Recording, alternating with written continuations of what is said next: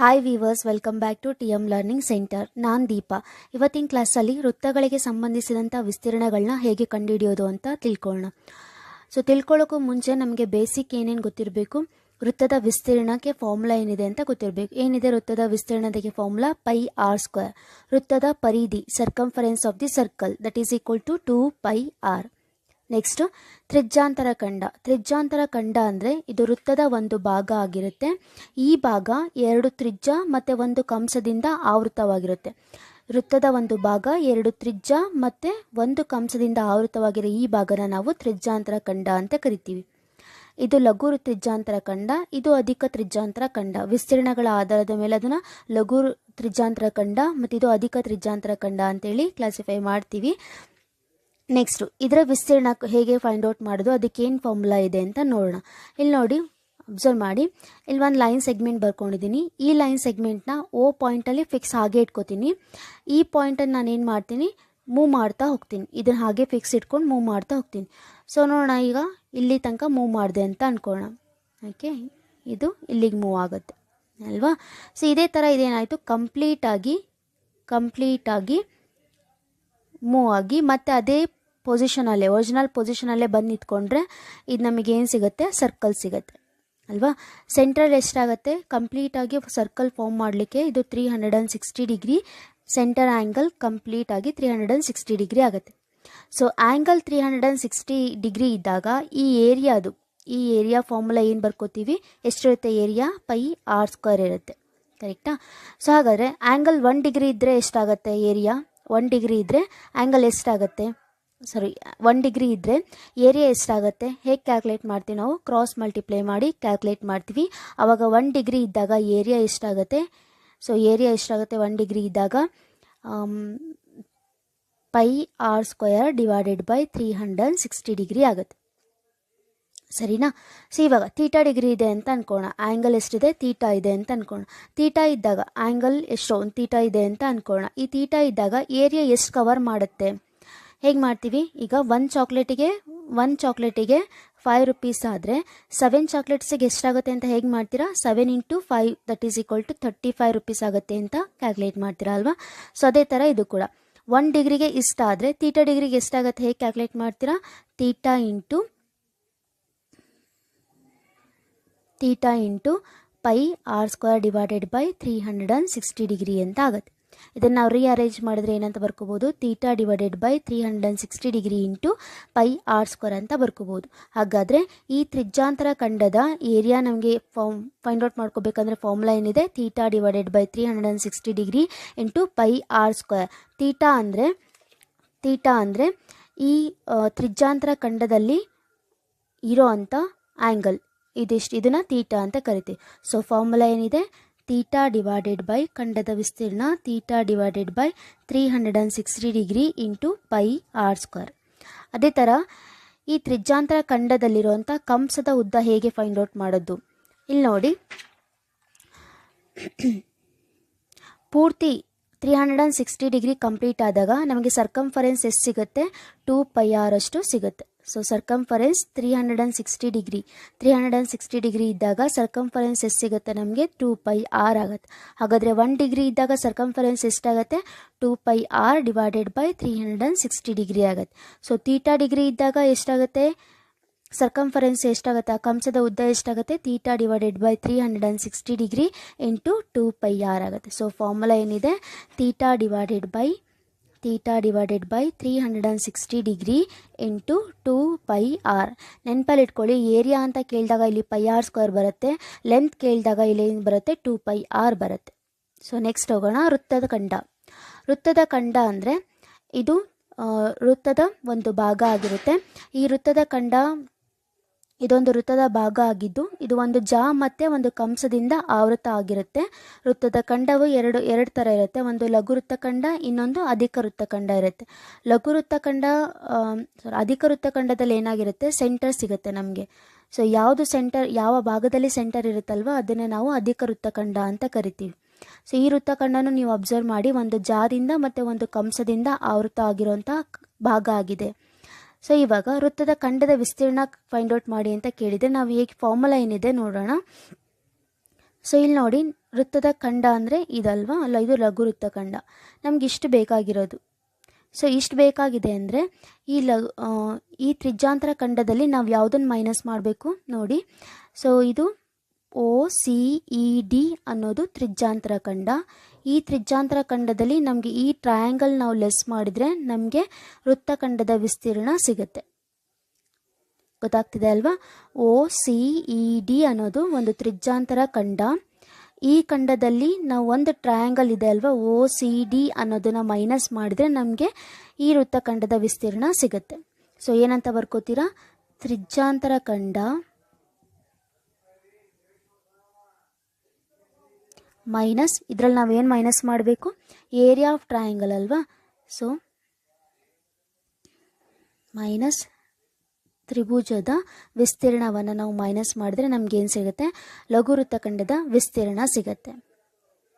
ಹಾಗಾದರೆ ಅಧಿಕ ವೃತ್ತಖಂಡ ಇಲ್ಲಿದೆ ನೋಡಿ, ಅಧಿಕ ವೃತ್ತಖಂಡ OFD, ಅಧಿಕ ವೃತ್ತಖಂಡ. ನಾನೇನು ಶೇಡ್ ಮಾಡಿಲ್ಲ ಅಲ್ವಾ, ಈ ರೀಷನ್ ನೋಡ್ಕೊಳ್ಳಿ. OCFD ಇದು ಅಧಿಕ ವೃತ್ತಖಂಡ. ಈ ಅಧಿಕ ವೃತ್ತಖಂಡದ ನಮಗೆ ವಿಸ್ತೀರ್ಣ ಬೇಕು ಅಂದರೆ ನಾವು ಯಾವುದರಲ್ಲಿ ಯಾವುದನ್ನು ಮೈನಸ್ ಮಾಡ್ತೀವಿ ಅಬ್ಸರ್ವ್ ಮಾಡಿ. ಸೊ ಈ ಸರ್ಕಲ್ ಇದೆ, ನಮಗೆ ಬೇಕಾಗಿರೋದು ಈ ಏರಿಯಾ ಬೇಕಾಗಿರೋದು. ಹಾಗಾದರೆ ಸರ್ಕಲ್ ಒಳಗೆ, ಪೂರ್ತಿ ಸರ್ಕಲ್ ಒಳಗಡೆ ನಾವು ಯಾವುದನ್ನು ಮೈನಸ್ ಮಾಡಬೇಕು? ಈ ಲಘು ವೃತ್ತಖಂಡವನ್ನು ಮೈನಸ್ ಮಾಡಬೇಕು. ಸೊ πr² ಮೈನಸ್ ಈ ಲಘು ವೃತ್ತಖಂಡದ ವಿಸ್ತೀರ್ಣವನ್ನು ನಾವು ಮೈನಸ್ ಮಾಡಿದ್ರೆ ನಮಗೇನು ಸಿಗುತ್ತೆ? ಅಧಿಕ ವೃತ್ತಖಂಡದ ವಿಸ್ತೀರ್ಣ ಸಿಗುತ್ತೆ. ಓಕೆನಾ? ಸೊ ಹಾಗಾದರೆ ಇದ್ರ ಮೇಲಿರೋ ಸಮಸ್ಯೆಗಳನ್ನ ಸಾಲ್ವ್ ಮಾಡ್ತಾ ಹೋಗೋಣ. ಮೊದಲನೇದು, ತ್ರಿಜ್ಯಾಂತರ ಖಂಡ AOBP ವಿಸ್ತೀರ್ಣವನ್ನು ಕಂಡುಹಿಡಿಯಿರಿ. ಇಲ್ಲಿ ನೋಡಿ, AOBP ಈ ತ್ರಿಜ್ಯಾಂತರ ಖಂಡದ ವಿಸ್ತೀರ್ಣವನ್ನು ನಾವು ಫೈಂಡ್ ಔಟ್ ಮಾಡಬೇಕು. ನಮಗೆ ಫಾರ್ಮುಲಾ ಗೊತ್ತಿದೆ. ಏನು ಗೊತ್ತಿದೆ? θ/360 ಡಿಗ್ರಿ ಇಂಟು ವಿಸ್ತೀರ್ಣ ಕೇಳಿರೋದ್ರಿಂದ ನಾವಿಲ್ಲಿ πr² ಅಂತ ಬರ್ಕೋಬೇಕು. ರೇಡಿಯಸ್ ಅವರೇ ಕೊಟ್ಟಿದ್ದಾರೆ, ಎಷ್ಟಿದೆ? 6 ಸೆಂಟಿಮೀಟರ್ ಕೊಟ್ಟಿದ್ದಾರೆ. ಥೀಟಾ ವ್ಯಾಲ್ಯೂ, ಆ್ಯಂಗಲ್ ವ್ಯಾಲ್ಯೂ, ಕೋನದ ಅಳತೆ ಎಷ್ಟಿದೆ? 60 ಡಿಗ್ರಿ ಇದೆ. ಸೊ ಬರ್ಕೊಳ್ಳಿ, ಥೀಟಾ ವ್ಯಾಲ್ಯೂ ಎಷ್ಟಿದೆ? 60 ಡಿಗ್ರಿ ಇದೆ. 360 degree into pi value 22/7, pi value 22/7. R value ಎಷ್ಟಿದೆ? ಇಲ್ಲಿ 6 ಇದೆ. r² ಇರೋದ್ರಿಂದ ನಾವು 2 times 6ನ ಮಲ್ಟಿಪ್ಲೈ ಮಾಡ್ಕೋಬೇಕು. ನೆಕ್ಸ್ಟು 0 0 ಕ್ಯಾನ್ಸಲ್ ಆಗುತ್ತೆ. 6 1s 6 6 36, 6 1s 6 6 36. ಸೊ ಎಷ್ಟಾಯಿತು? 22 ಇಂಟು 6/7 ಆಯಿತು. ಸೊ ಎಷ್ಟಾಗುತ್ತೆ? 6 2s 12, 2 1, ಸೊ 132/7. ಏರಿಯಾಕ್ಕೆ ನಾವು ಯಾವಾಗಲೂ ಸ್ಕ್ವೇರ್ ಯೂನಿಟ್ಸ್ ನಾವು ಯೂಸ್ ಮಾಡೋದು. ಸೊ ಇಲ್ಲಿ ಸೆಂಟಿಮೀಟರ್ ಕೊಟ್ಟಿರೋದ್ರಿಂದ ಯೂನಿಟ್ ಏನಾಗುತ್ತೆ? ಸೆಂಟಿಮೀಟರ್ ಸ್ಕ್ವೇರ್ ಆಗುತ್ತೆ. ಇಷ್ಟೇ, ಇದು ತುಂಬ ಈಸಿ. ಓಕೆ, ನೆಕ್ಸ್ಟ್ ಪ್ರಾಬ್ಲಮ್ಗೆ ಹೋಗೋಣ. ಪರಿಧಿ 22 ಸೆಂಟಿಮೀಟರ್ ಇರುವ ಒಂದು ವೃತ್ತ ಚತುರ್ಥಕ ಭಾಗದ ವಿಸ್ತೀರ್ಣವನ್ನು ಕಂಡುಹಿಡಿಯಿರಿ. ಮೊದಲು ನಮಗೆ ಕ್ವಶನ್ ಅರ್ಥ ಮಾಡ್ಕೋಬೇಕು. ವೃತ್ತ ಚತುರ್ಥಕದ ಭಾಗದ ವಿಸ್ತೀರ್ಣವನ್ನು ಕಂಡುಹಿಡಿಯಿರಿ ಅಂತ ಹೇಳಿದರೆ, ಚತುರ್ಥಕ ಭಾಗ ಅಂದರೆ ಏನು? ವೃತ್ತವನ್ನು 4 ಸಮಭಾಗವಾಗಿ ನಾವು ಡಿವೈಡ್ ಮಾಡಿದಾಗ ಸಿಗುವಂಥ ಒಂದು ಭಾಗವನ್ನೇ ನಾವೇನಂತ ಕರಿತೀವಿ? ಚತುರ್ಥಕ ಅಂತ ಕರಿತೀವಿ. ಇಲ್ಲಿ ನೋಡಿ, ವೃತ್ತ ಇದೆ, ಇದನ್ನು 4 ಭಾಗ ಸಮವಾಗಿ ಡಿವೈಡ್ ಮಾಡಿದರೆ ಇದರ ಒಂದು ಭಾಗನೇ ನಾವೇನಂತ ಕರಿತೀವಿ? ಚತುರ್ಥಕ ಅಂತ ಕರಿತೀವಿ. ಈಕ್ವಲ್ ಆಗಿ ನಾವು ಡಿವೈಡ್ ಮಾಡಿದಾಗ ಈ ಆ್ಯಂಗಲ್ ಎಷ್ಟು ಬರುತ್ತೆ? ಇದು ಯಾವಾಗಲೂ 90 ಡಿಗ್ರಿ ಬರುತ್ತೆ. ಎರಡು ಡಯಾಮೀಟರ್ನ ಪರ್ಪೆಂಡಿಕ್ಯುಲರ್ ಆಗಿ ಡ್ರಾ ಮಾಡಿದಾಗ ನಮಗೆ ಸರ್ಕಲ್ 4 ಪಾರ್ಟ್ಸ್ ಆಗಿ ಡಿವೈಡ್ ಆಗುತ್ತೆ. ಸೊ ಹಾಗಾದರೆ ಆ್ಯಂಗಲ್ ಎಷ್ಟು ಬರುತ್ತೆ? ಇಲ್ಲಿ 4 ಪಾರ್ಟ್ಸ್ ಆಗಿ ಡಿವೈಡ್ ಮಾಡಿದ್ರೆ 90 ಡಿಗ್ರಿ ಆಗುತ್ತೆ. ಈ ಚತುರ್ಥಕದ ಭಾಗದ ನಾವು ವಿಸ್ತೀರ್ಣವನ್ನು ಫೈಂಡ್ ಔಟ್ ಮಾಡಬೇಕು. ನಮಗೆ ಫಾರ್ಮುಲಾದಲ್ಲಿ ಏನಿರುತ್ತೆ? θ/360 ಡಿಗ್ರಿ ಇಂಟು πr² ಅಂತಿದೆ. ಇಲ್ಲೆಲ್ಲೂ ನಮಗೆ ರೇಡಿಯಸ್ ಮೆನ್ಷನ್ ಮಾಡಿಲ್ಲ, ಆದರೆ ಕಂಡೀಷನ್ ಏನು ಕೊಟ್ಟಿದ್ದಾರೆ? ಪರಿಧಿ ಅಂತ ಕೊಟ್ಟಿದ್ದಾರೆ. ಈ ಪರಿಧಿಯ ಏನು ವ್ಯಾಲ್ಯೂ ಇದೆ ಅಲ್ವಾ, ಈ ವ್ಯಾಲ್ಯೂಯಿಂದನೇ ನಾವೇನು ಫೈಂಡ್ ಔಟ್ ಮಾಡ್ಕೋಬೇಕು? ರೇಡಿಯಸ್ ಫೈಂಡ್ ಔಟ್ ಮಾಡ್ಕೋಬೇಕು. ಕೊಟ್ಟಿರೋದು ಏನು ಕೊಟ್ಟಿದ್ದಾರೆ? ಪರಿಧಿ ಕೊಟ್ಟಿದ್ದಾರೆ. ಸೊ ಪರಿಧಿ ಫಾರ್ಮುಲಾ ಏನಿದೆ? 2πr that is equal to 22 centimetre. So ಹಾಗಾದರೆ ಆರ್ ವ್ಯಾಲ್ಯೂ ಎಷ್ಟಾಗುತ್ತೆ? 22/2π. ಓಕೆನಾ? ಈಗ ಚತುರ್ಥಕದ ವಿಸ್ತೀರ್ಣ 2 1s 2 11s. ಸೊ ರೇಡಿಯಸ್ ಎಷ್ಟಾಯಿತು? 11/π ಆಯಿತು. ನೆಕ್ಸ್ಟ್ ಚತುರ್ಥಕದ ವಿಸ್ತೀರ್ಣ. ಚತುರ್ಥಕದಲ್ಲಿ ಆ್ಯಂಗಲ್ ಎಷ್ಟಿತ್ತು? 90 ಡಿಗ್ರಿ ಇತ್ತು. So 90 degree divided by 360 degree.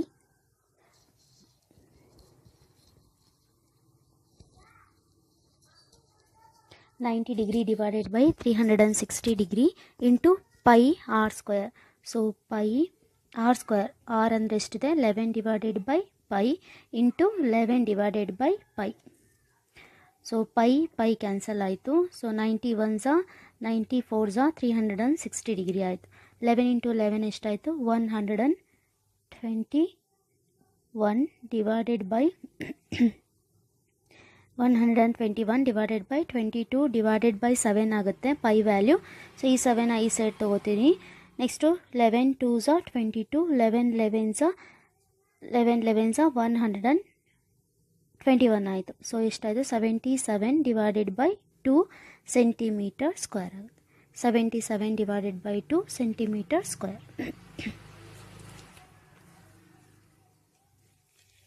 So next problem, ಏಕಕೇಂದ್ರೀಯ ವೃತ್ತಗಳ ತ್ರಿಜ್ಯವು ಕ್ಯಾಪಿಟಲ್ ಆರ್ ಮತ್ತು ಸ್ಮಾಲ್ ಆರ್ ಆದರೆ ಅವುಗಳ ನಡುವಿನ ವಿಸ್ತೀರ್ಣವೆಷ್ಟು ಅಂತ ಕೇಳಿದ್ದಾರೆ. ಸೊ ಇಲ್ಲಿ ನೋಡಿ, ಈ ಬಿಗ್ಗೋ ಸರ್ಕಲ್ ಇದೆ ಅಲ್ವಾ, ಇದರ ರೇಡಿಯಸ್ ಕ್ಯಾಪಿಟಲ್ ಆರ್ ಇದೆ. ಇನ್ನೊಂದು ಸರ್ಕಲ್ ಇದೆ ಅಲ್ವಾ, ಇದರ ರೇಡಿಯಸ್ ಆರ್ ಇದೆ. ಏಕಕೇಂದ್ರೀಯ ಅಂದರೆ ಎರಡೂ ಸರ್ಕಲ್ಗೂ ಸೆಂಟರ್ ಎಷ್ಟಿದೆ, ಸೆಂಟರ್ ಏನಿದೆ ಒಂದೇ ಸೆಂಟರ್ ಇದೆ. ಸೊ ಈ ಥರ ವೃತ್ತಗಳಿಗೆ ಏಕಕೇಂದ್ರೀಯ ವೃತ್ತಗಳು ಅಂತ ಕರಿತೇವೆ. ಇದಕ್ಕೆ ಆರ್ ಇರುತ್ತೆ ರೇಡಿಯಸ್, ಇದಕ್ಕೆ ಕ್ಯಾಪಿಟಲ್ ಆರ್ ಇದೆ. ಇವಾಗ ನಾವೇನು ಫೈಂಡ್ ಔಟ್ ಮಾಡಬೇಕಂದ್ರೆ ಈ ರೆಡ್ ಕಲರ್ ರೀಜನ್ ಇದೆ ಅಲ್ವಾ, ಈ ರೀಜನ್ದು ಏರಿಯಾ ಫೈಂಡ್ ಔಟ್ ಮಾಡಬೇಕು. ಈ ರೆಡ್ ಕಲರಲ್ಲಿ ನಾನು ಶೇಡ್ ಮಾಡಿದ್ದೀನಲ್ವ, ಈ ರೀಜನ್ದು ಏರಿಯಾ ಫೈಂಡ್ ಔಟ್ ಮಾಡಬೇಕು. ಸೊ ಹೇಗೆ ಮಾಡ್ತೀರಾ, ಟೋಟಲ್ ಇದು ನೋಡಿ, ಬ್ಲೂಲಿ ಶೇಡ್ ಮಾಡಿರುವಂತಹ ರೀಜನ್ನು ಸೇರಿಸಿ, ರೆಡ್ ರೀಜನ್ಸ್ ಕೂಡ ಸೇರಿಸಿ, ಇದೇನಾಯಿತು ಬಿಗ್ಗರ್ ಸರ್ಕಲ್ ಏರಿಯಾ ಆಯಿತು ಪೂರ್ತಿ. ಇದರಲ್ಲಿ ಸ್ಮಾಲರ್ ಸರ್ಕಲ್ ಏರಿಯಾ ನಾವು ಲೆಸ್ ಮಾಡಿದರೆ ನಮಗೆ ಏನು ಸಿಗುತ್ತೆ, ಈ ರೆಡ್ ಕಲರಿಂದ ಶೇಡ್ ಆಗಿರುವಂಥ ರೀಜನ್ ಸಿಗುತ್ತೆ. ಸೊ ಏನಂತ ಬರ್ಕೋತೀರಾ, ಛಾಯೆಗೊಳಿಸಿದ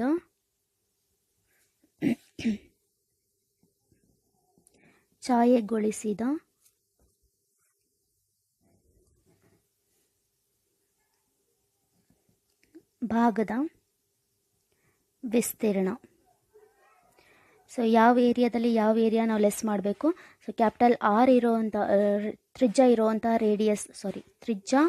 ಆರ್ ಇರೋವಂಥ ಸರ್ಕಲ್ ಏರಿಯಾದಲ್ಲಿ ನಾವು ಇದನ್ನು ಮೈನಸ್ ಮಾಡಿದ್ರೆ ನಮಗೆ ಛಾಯೆಗೊಳಿಸಿದ ಭಾಗ ಸಿಗುತ್ತೆ. ಸೊ ಏನಂತ ಬರ್ಕೊಳ್ಳೋಣ, ಏರಿಯಾ ಆಫ್ ಬಿಗ್ಗರ್ ಸರ್ಕಲ್ ಇದೆ ಅಲ್ವಾ, ಸೊ ಎಷ್ಟಾಗುತ್ತೆ ಪೈ ಆರ್ ಸ್ಕ್ವೇರ್ ಆಗುತ್ತೆ, minus area of smaller circle pi R square ಆಯಿತು. ಸೊ ಪೈ ಕಾಮನ್ ಇರೋದ್ರಿಂದ ಪೈ ಈಚೆ ತಗೊಳ್ಳಿ, ಎಷ್ಟಾಗುತ್ತೆ R square minus small R square ಆಯಿತು. So square units. ಇಲ್ಲವರು ಕ್ಯಾಪಿಟಲ್ ಆರ್ ಮತ್ತು ಸ್ಮಾಲ್ ಆರ್ ಅಂತ ಕೊಟ್ಟಿದ್ದಾರೆ. ಸೊ ಏರಿಯಾ ಏನಾಗುತ್ತೆ pi into R square minus R square ಆಗುತ್ತೆ. 15 ಸೆಂಟಿಮೀಟರ್ ತ್ರಿಜ್ಯ ಇರುವಂಥ ಈ ವೃತ್ತದಲ್ಲಿ ಒಂದು ಜಾಯಿಂದ ವೃತ್ತ ಕೇಂದ್ರದಲ್ಲಿ 60 ಡಿಗ್ರಿ ಆ್ಯಂಗಲ್ ಫಾರ್ಮ್ ಆಗಿದೆ. ಇಲ್ಲಿ ಎಷ್ಟಾಗುತ್ತೆ 60 ಡಿಗ್ರಿ ಆ್ಯಂಗಲ್ ಫಾರ್ಮ್ ಆಗಿದೆ. ಈ ಜಾದಿಂದ ಉಂಟಾಗಿರುವಂತಹ ಲಘು ವೃತ್ತಖಂಡ ಮತ್ತು ಅಧಿಕ ವೃತ್ತಖಂಡದ ವಿಸ್ತೀರ್ಣವನ್ನು ನಾವು ಫೈಂಡ್ ಔಟ್ ಮಾಡಬೇಕು. ಪೈ ವ್ಯಾಲ್ಯೂ ಅವ್ರು ಕೊಟ್ಟಿದ್ದಾರೆ 3.14 ಮತ್ತು √3 ವ್ಯಾಲ್ಯೂ ಕೊಟ್ಟಿದ್ದಾರೆ 1.73. ಲಘು ವೃತ್ತಖಂಡದ ವಿಸ್ತೀರ್ಣ ನಾವು ಫೈಂಡ್ ಔಟ್ ಮಾಡಬೇಕಂದ್ರೆ ನಮಗೆ ಗೊತ್ತಿದೆ OAPB ಅನ್ನೋದು ತ್ರಿಜ್ಯಾಂತರ ಖಂಡ ಅಂತ. OAPB ಅನ್ನೋದು ತ್ರಿಜ್ಯಾಂತರ ಖಂಡ. ಇದಕ್ಕೆ ಸೂತ್ರ ನಮಗೆ ಗೊತ್ತಿದೆ. ಇದಕ್ಕೆ ಹೇಗೆ ವಿಸ್ತೀರ್ಣ ಫೈಂಡ್ ಔಟ್ ಮಾಡಬೇಕು ಅನ್ನೋ ಸೂತ್ರ ಗೊತ್ತಿದೆ ಅಲ್ವಾ, theta divided by 360 degree into pi R square. ಈಗ ಇದರ ಏರಿಯಾ ನಾವು ಆ ಸೂತ್ರದಿಂದ ಯೂಸ್ ಮಾಡ್ಕೊಂಡು ಫೈಂಡ್ ಔಟ್ ಮಾಡ್ಬೋದು. ಈ ಏರಿಯಾದಲ್ಲಿ ನಮಗೆ ಈ ಏರಿಯಾ ಬೇಕು ಅಂದರೆ ನಾವೇನು ಮಾಡಬೇಕು, ಏರಿಯಾ ಆಫ್ ಟ್ರಯಾಂಗಲ್ ನಾವೇನು ಮಾಡಬೇಕು, ಮೈನಸ್ ಮಾಡಬೇಕು. ತ್ರಿಜ್ಯಾಂತರ ಖಂಡದಲ್ಲಿ OAB ತ್ರಿಭುಜದ ವಿಸ್ತೀರ್ಣವನ್ನು ನಾವು ಮೈನಸ್ ಮಾಡಿದ್ರೆ ನಮಗೆ ಲಘು ವೃತ್ತಖಂಡದ ವಿಸ್ತೀರ್ಣ ಸಿಗುತ್ತೆ. ಬರ್ಕೊಳ್ಳಿ, ತ್ರಿಜ್ಯಾಂತರ ಖಂಡ ಅದ್ರದ್ದು ಏನಿದೆ, ತ್ರಿಜ್ಯಾಂತರ ಖಂಡ OAPB ಮೈನಸ್ ತ್ರಿಭುಜದ ವಿಸ್ತೀರ್ಣ ಯಾವುದಿದೆ, ತ್ರಿಭುಜ ಟ್ರಯಾಂಗಲ್ OAB. ಇಲ್ಲಿ ಅಬ್ಸರ್ವ್ ಮಾಡಿ, ಟ್ರಯಾಂಗಲ್ OAB ಅನ್ನೋದು ಒಂದು ಸಮಬಾಹು ತ್ರಿಭುಜ ಆಗಿದೆ. ಹೇಗೆ ಹೇಳ್ತೀನಿ ಅಂದರೆ, ಇಲ್ಲಿ ನೋಡಿ, OA ಅನ್ನೋದು ರೇಡಿಯಸ್, OB ಅನ್ನೋದು ರೇಡಿಯಸ್ ಏನಾಗುತ್ತೆ ಈಕ್ವಲ್ ಇದೆ ಅಲ್ವಾ. ಸೊ ಒಂದೇ ಸರ್ಕಲ್ನ ರೇಡಿಯಾಗಳೇನಾಗಿರುತ್ತೆ ಈಕ್ವಲ್ ಲೆಂತ್ ಇರುತ್ತೆ.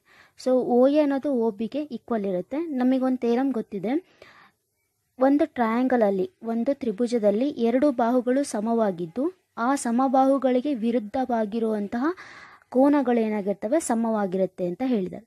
ಸೊ ಈಗ OA ಅನ್ನೋದು OBಗೆ ಈಕ್ವಲ್ ಇದೆ ಅಂದರೆ OAಗೆ ಆಪೋಸಿಟ್ ಇರುವಂಥ ಆ್ಯಂಗಲ್ ಯಾವುದು, ಆ್ಯಂಗಲ್ B ಅನ್ನೋದು ಒ ಬಿಗೆ ಅಪೋಸಿಟ್ ಇರೋ ಆ್ಯಂಗಲ್ ಯಾವುದು? ಆ್ಯಂಗಲ್ ಎಗೆ ಈಕ್ವಲ್ ಇರುತ್ತೆ ಅಂತ.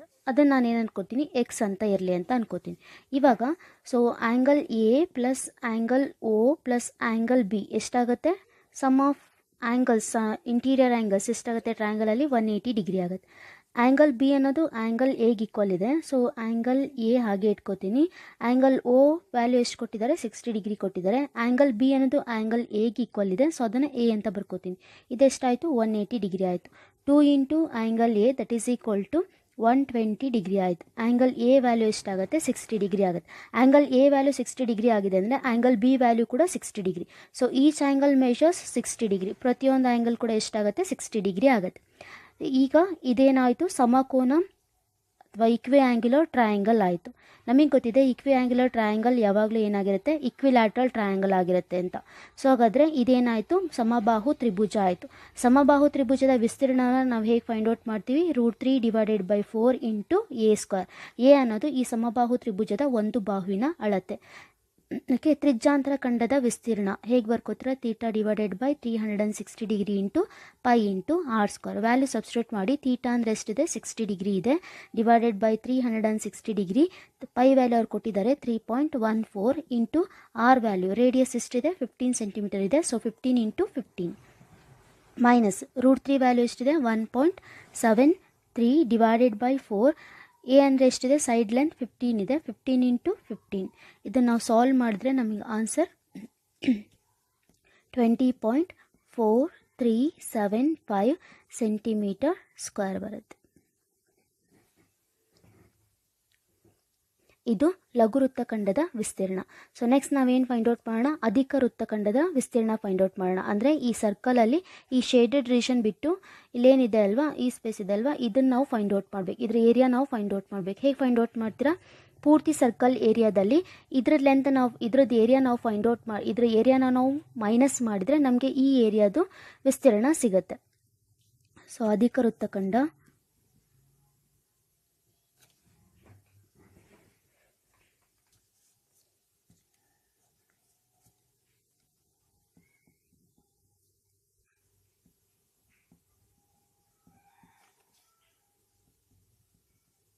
ಅಧಿಕ ವೃತ್ತಖಂಡದ ವಿಸ್ತೀರ್ಣ. ಏರಿಯಾ ಆಫ್ ಸರ್ಕಲ್ ವೃತ್ತದ ವಿಸ್ತೀರ್ಣ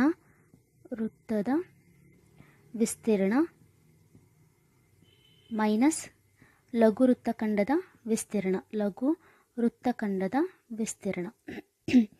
ಸೊ ವ್ಯಾಲ್ಯೂ ಇದು ಫಾರ್ಮುಲಾ ಏನಿದೆ? ವೃತ್ತದ ವಿಸ್ತೀರ್ಣವನ್ನು ಫೈಂಡ್ ಔಟ್ ಮಾಡಲಿಕ್ಕೆ ಪೈ ಆರ್ ಸ್ಕ್ವಯರ್ ಮೈನಸ್ ಇದ್ರದ್ದು ವ್ಯಾಲ್ಯೂ ನಾವು ಆಲ್ರೆಡಿ ಫೈಂಡ್ ಔಟ್ ಮಾಡಿದ್ವಿ. ಎಷ್ಟಿದೆ? 20.4375 ಸೆಂಟಿಮೀಟರ್ ಸ್ಕ್ವೇರ್ ಇದೆ. ಸೊ ಇದು ಬರ್ಕೊಳ್ಳೋದು ಬೇಡ. ನೆಕ್ಸ್ಟ್ ಪೈ ವ್ಯಾಲ್ಯೂ ಎಷ್ಟಿದೆ? 3.14 into R value 15. So 15 into 15 minus 20.4375. So value find out ಮಾಡಿದ್ರೆ ನಮಗೆ ಎಷ್ಟಾಗುತ್ತೆ? ಇದು ಸಬ್ಸ್ಟ್ರಾಕ್ಟ್ ಮಾಡಿದ್ರೆ ನಮಗೆ 686.0625 ಸೆಂಟಿಮೀಟರ್ ಸ್ಕ್ವೇರ್ ಆಗುತ್ತೆ. ಇಷ್ಟೇ. ನೆಕ್ಸ್ಟ್ ಪ್ರಾಬ್ಲಮ್ಗೆ ಹೋಗೋಣ. ಸೊ ಇಲ್ಲಿ ಒಂದು ಫಿಗರ್ ಇದೆ. ಈ ಫಿಗರ್ ನೋಡಿ. ಸೊ ಇದು ಸ್ಕ್ವಯರ್. ಈ ಸ್ಕ್ವಯರ್ ಒಳಗಡೆ 4 ಸರ್ಕಲ್ಸ್ ಇದೆ. 4 ಸರ್ಕಲ್ ಏರಿಯಾ ಕೂಡ ಏನಾಗಿದೆ? ಈಕ್ವಲ್ ಇದೆ. ಈಗ ನಾವೇನು ಫೈಂಡ್ ಔಟ್ ಮಾಡಬೇಕಂದ್ರೆ ರೆಡ್ ಕಲರಿಂದ ಶೇಡ್ ಆಗಿರೋಂಥ ಈ ರೀಜನ್ನ ನಾವು ಫೈಂಡ್ ಔಟ್ ಮಾಡಬೇಕು. ಈ ರೀಜನ್ ಏರಿಯಾ ಫೈಂಡ್ ಔಟ್ ಮಾಡಬೇಕು. ಹೇಗೆ ಫೈಂಡ್ ಔಟ್ ಮಾಡ್ತೀರಾ? ಸ್ಕ್ವಯರ್ ಇದೆ. ಸ್ಕ್ವಯರ್ ಒಳಗಡೆ ಸರ್ಕಲ್ಸ್ ಇದೆ.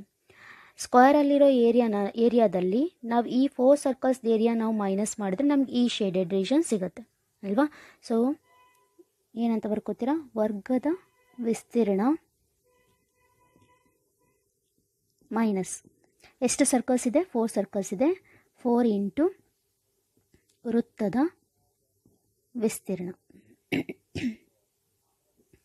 ಸೊ ವರ್ಗದ ಫಾರ್ಮುಲಾ ಏನಿದೆ? ಬಾಹು ಇಂಟು ಬಾಹು. ವರ್ಗದ ವಿಸ್ತೀರ್ಣದ ಫಾರ್ಮುಲಾ ಬಾಹು ಇಂಟು ಬಾಹು ಮೈನಸ್ 4 ಇಂಟು ವೃತ್ತದ ವಿಸ್ತೀರ್ಣ ಪೈ ಇಂಟು ಆರ್ ಸ್ಕ್ವೇರ್. ಬಾಹು ಎಷ್ಟಿದೆ? ಕೊಟ್ಟಿದ್ದಾರೆ 14 ಸೆಂಟಿಮೀಟರ್ ಅಂತ. So 14 into 14 minus 4 into pi value 22/7. Radius ಇಲ್ಲಿ ನೋಡಿ 14 ಸೆಂಟಿಮೀಟರ್ ಇದೆ. ಈ 14 ಸೆಂಟಿಮೀಟರ್ನ ಹಾಫ್ ಏನಾಗುತ್ತೆ? ನಮಗೆ ಈ ಸರ್ಕಲ್ನ ಡಯಾಮೀಟರ್ ಆಗುತ್ತೆ. ಇಲ್ಲಿಂದ ಇಲ್ಲಿಗೆ ಇದು ಡಯಾಮೀಟರ್ ಆಯಿತು. ಸೊ 14ನ ಹಾಫ್ ಅಂದರೆ ಎಷ್ಟಾಯಿತು? 7 ಸೆಂಟಿಮೀಟರ್ ಆಯಿತು. ಡಯಾಮೀಟರ್ 7 ಸೆಂಟಿಮೀಟರ್ ಅಂದರೆ ರೇಡಿಯಸ್ ಏನಾಯಿತು? ಡಯಾಮೀಟರ್ನ ಹಾಫ್ ಆಯಿತು ಅಂದರೆ 7/2 ಆಯಿತು. So 7 divided by 2 into 7 divided by 2, ಯಾಕಂದರೆ ಆರ್ ಸ್ಕ್ವೇರ್ ಅಂತಿದೆ ಅದಕ್ಕೋಸ್ಕರ. ಸೊ 7 ಕ್ಯಾನ್ಸಲ್ ಆಯಿತು, 2 2s 4, 4 ಕ್ಯಾನ್ಸಲ್ ಆಯಿತು. ನೆಕ್ಸ್ಟು 14 ಇಂಟು 14 196 ಮೈನಸ್ 22 ಇಂಟು 4 154 ಆಯಿತು. ಮೈನಸ್ ಮಾಡಿದ್ರೆ ನಿಮಗೆ 42 ಸೆಂಟಿಮೀಟರ್ ಸ್ಕ್ವೇರ್ ಸಿಗುತ್ತೆ, ಏರಿಯಾ ಸಿಗುತ್ತೆ.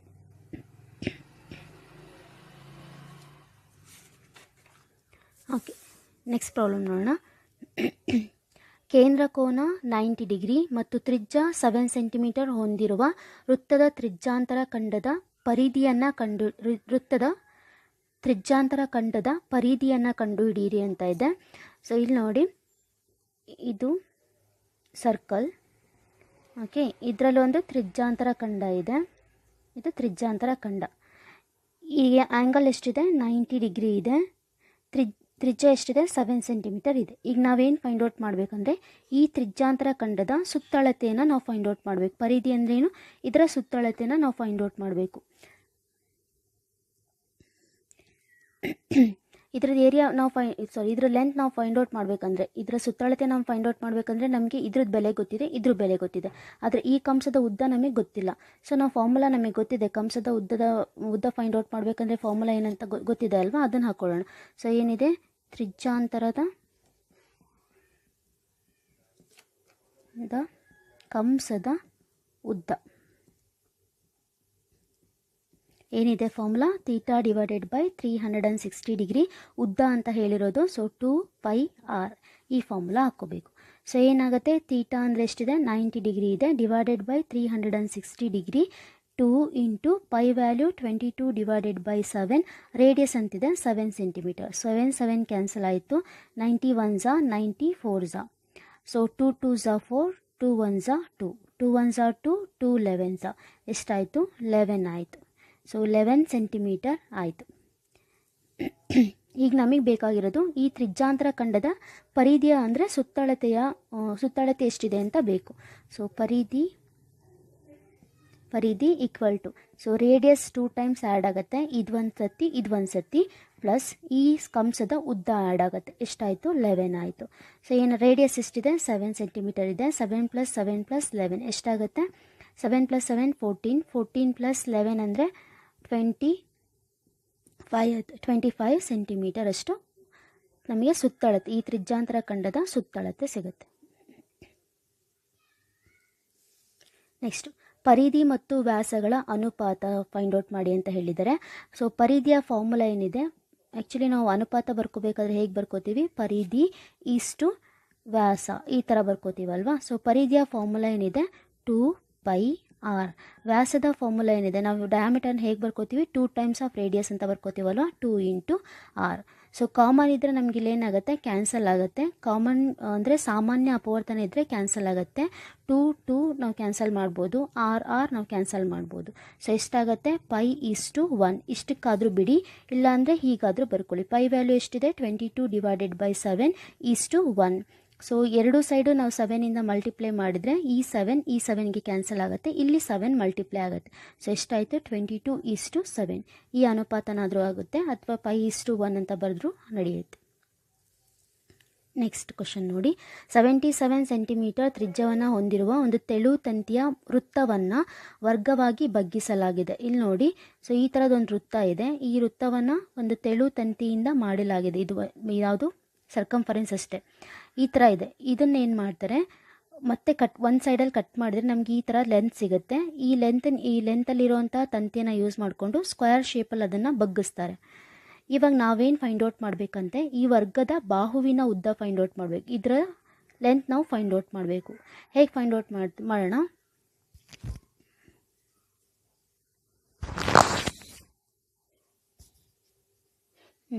ಇಲ್ಲಿ ನೋಡಿ, ಈ ತ್ರಿಜ್ಯ ಎಷ್ಟು ಕೊಟ್ಟಿದ್ದಾರೆ? 77 ಸೆಂಟಿಮೀಟರ್ ಇರೋವಂಥ ಇದು ಕೊಟ್ಟಿದ್ದಾರೆ. ವೃತ್ತ ಇದೆ ಅಂತ ಕೊಟ್ಟಿದ್ದಾರೆ. ಈಗ ನೋಡೋಣ, ಇದನ್ನು ನಾನು ಕಟ್ ಮಾಡಿ ತೆಗೆದ್ರೆ ಇದೇನಾಯಿತು? ಇದ್ರದ್ದು ವೃತ್ತದ ಸರ್ಕಂಫರೆನ್ಸ್ ಆಯಿತು. ನಮಗೆ ಸರ್ಕಂಫರೆನ್ಸ್ ಫಾರ್ಮುಲಾ ಗೊತ್ತಿದೆ. ಸೊ ಪರಿಧಿಯ ಫಾರ್ಮುಲಾ ಗೊತ್ತಿದೆ ಅಲ್ವಾ? ಏನು ಗೊತ್ತಿದೆ? 2πr ವ್ಯಾಲ್ಯೂ ಎಷ್ಟು ಕೊಟ್ಟಿದ್ದಾರೆ? ಕೊಟ್ಟಿಲ್ಲ, ನಾವು ಫೈಂಡ್ ಔಟ್ ಮಾಡಬೇಕು. ಎಷ್ಟಾಗುತ್ತೆ? 2 ಇಂಟು ಪೈ ವ್ಯಾಲ್ಯೂ ಎಷ್ಟಾಯಿತು? 22 ಡಿವೈಡೆಡ್ ಬೈ 7. ಆರ್ ಅಂತಿದೆ. ಆರ್ ಎಷ್ಟಿದೆ ಇಲ್ಲಿ? 77 ಸೆಂಟಿಮೀಟರ್ ಇದೆ. ಈ ಪರಿಧಿ ಏನಾಗಿರುತ್ತೆ? ಈ ವರ್ಗದ ಸುತ್ತಳತೆಗೆ ಸಮ ಆಗಿರುತ್ತೆ. ಇದನ್ನೇ ತಾನೇ ನಾವು ಬಗ್ಗಿಸ್ಬಿಟ್ಟು ನಾವು ವರ್ಗ ಮಾಡಿರ್ತೀವಿ. ಸೊ ಇದರ ಸುತ್ತಳತೆಗೆ ಅದೇನಾಗಿರುತ್ತೆ? ಸಮ ಆಗಿರುತ್ತೆ. ಇದರ ಸುತ್ತಳತೆಯನ್ನು ನಾವು ಹೇಗೆ ಫೈಂಡ್ ಔಟ್ ಮಾಡ್ತೀವಿ? ಇದರ ಸುತ್ತಳತೆ ಏನಾಗಿರುತ್ತೆ? 4 ಸೈಡ್ಸ್ನ ನಾವು ಆ್ಯಡ್ ಮಾಡ್ತೀವಲ್ವಾ. ಇದು ಒಂದು ಸೈಡ್ ಎ ಆದರೆ 4 ಸೈಡ್ಸ್ನ ನಾವು ಆ್ಯಡ್ ಮಾಡಿದ್ರೆ ನಮಗೆ ಎಷ್ಟು ಸಿಗುತ್ತೆ? 4a ಸಿಗುತ್ತೆ. ಇದಕ್ಕೆ ಈಕ್ವಲ್ ಇರುತ್ತೆ. ಸೊ ನಾವು ಈ ಫಾರ್ಮುಲಾ ಯೂಸ್ ಮಾಡ್ಕೊಂಡ್ಬಿಟ್ಟು ಎ ವ್ಯಾಲ್ಯೂ ನಾವು ಫೈಂಡ್ ಔಟ್ ಮಾಡಬೇಕು. ಸೊ ಇಲ್ಲಿ ನೋಡೋಣ. 7 1s 7 11s ಆಗುತ್ತೆ. ಸೊ 2 ಇಂಟು 22 ಇಂಟು 11 ಆಯಿತು. 2 ಇಂಟು 22 ಇಂಟು 11 ಆಯಿತು. That is equal to 4a ಆಯಿತು. ಸೊ ಇದನ್ನು ಈ ಥರನೂ ಬರ್ಕೋಬೋದು. 4a equal to 2 into 22 into 11 ಅಂತ. ಸೊ ಎ ವ್ಯಾಲ್ಯೂ ಎಷ್ಟಾಗುತ್ತೆ? 2 ಇಂಟು 22 ಇಂಟು 11 ಡಿವೈಡೆಡ್ ಬೈ 4 ಆಯಿತು. 2 2s 4, 2 1s 2, 2 1s 2, 2 11s. So A value ಎಷ್ಟಾಗುತ್ತೆ? 121 ಸೆಂಟಿಮೀಟರ್ ಆಗುತ್ತೆ. ಸೊ ಇದು ಈ ವರ್ಗದ ಒಂದು ಬಾಹುವಿನ ಉದ್ದ ಆಯಿತು.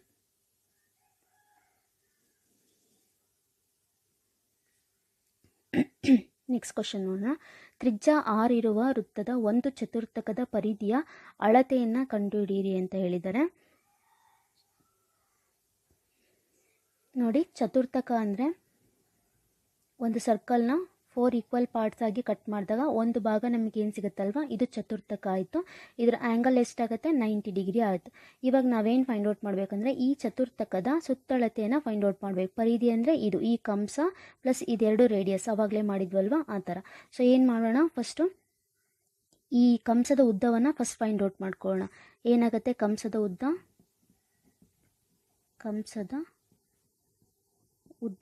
That is equal to, so theta divided by 360 degree into 2 pi r ಆಯಿತು.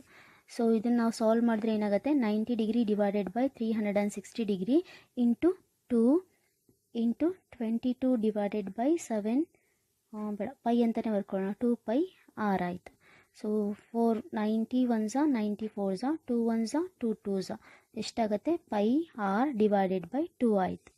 ನಮಗೆ ಇದ್ರದ್ದು ಪರಿಧಿ ಬೇಕಾಗಿದೆ ಅಂದರೆ ಇದಕ್ಕೆ ನಾವೇನು ಮಾಡಬೇಕು? ಈ ಕಂಸದ ಉದ್ದಕ್ಕೆ ಈ ರೇಡಿಯಸ್ ಮತ್ತು ಈ ರೇಡಿಯಸ್ನ ಅಳತೆನ ನಾವು ಆ್ಯಡ್ ಮಾಡಬೇಕು. ರೇಡಿಯಸ್ ಎಷ್ಟು ಅಂತ ಕೊಟ್ಟಿದ್ದಾರೆ? ಆರ್ ಅಂತ ಕೊಟ್ಟಿದ್ದಾರೆ. ಸೊ ಹಾಗಾದರೆ ನಮಗೆ ಬೇಕಾಗಿರೋದು ಉದ್ದ ಎಷ್ಟಾಗುತ್ತೆ? ಆರ್ ಪ್ಲಸ್ ಆರ್, ಎರಡು ರೇಡಿಯಸ್ ಇದೆ ಅಲ್ವಾ. ಸೊ ಆರ್ ಪ್ಲಸ್ ಕಂಸದ ಉದ್ದ ಎಷ್ಟಿದೆ? ಪೈ ಆರ್ ಡಿವೈಡೆಡ್ ಬೈ 2 ಆಯಿತು. ಪೈ ಆರ್ ಡಿವೈಡೆಡ್ ಬೈ 2 ಅಂದರೆ ಎಷ್ಟಾಗುತ್ತೆ?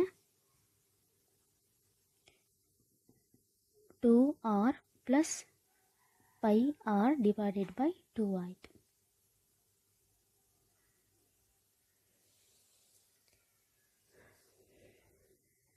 ಸೊ ಇವತ್ತಿನ ಕ್ಲಾಸ್ನ ಇಲ್ಲಿಗೆ ನಾನು ಮುಗಿಸ್ತಾ ಇದ್ದೀನಿ. ನಿಮಗೆ ಅರ್ಥ ಆಗಿದೆ ಅನ್ಕೋತೀನಿ. ಇಷ್ಟ ಆಗಿದ್ದರೆ ಈ ವಿಡಿಯೋನ ಲೈಕ್ ಮಾಡಿ. Thank you.